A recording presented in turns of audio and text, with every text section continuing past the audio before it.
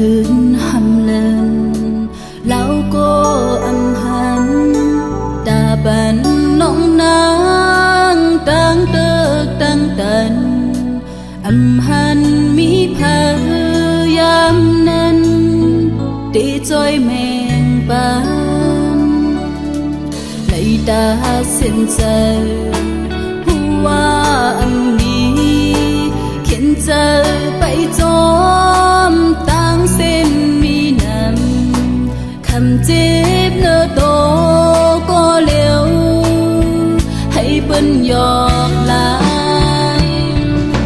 ban một căng khơn tên na lết có hư tê lơ lây cầm một mi má thốt nhà nằm ta phu an này có lấy ốt nhiên cam hở chóm huan bàn cồn hậu này lỡ cợt âm lại dù lối kể con mi lòng chép xe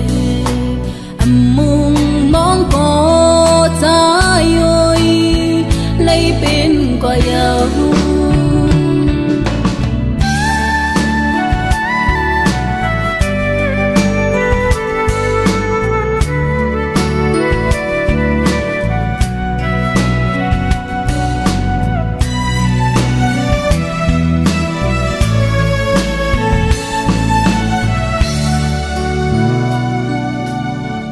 คืนhầm lần lão cô âm hắn ta bàn nóng nắng tăng tơ tăng tần âm hắn mi phá yam nan tí trôi mèn ban lấy ta xin giờ hoa âm mi khiến giờ bay gióm tăng xin mi nằm khăm chếp nơ tô có liều hãy bên giọt lại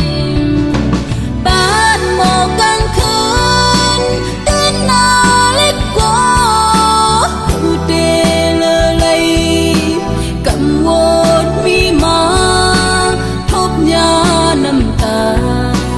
phu an này có lấy ốt nhiên cam hở chóm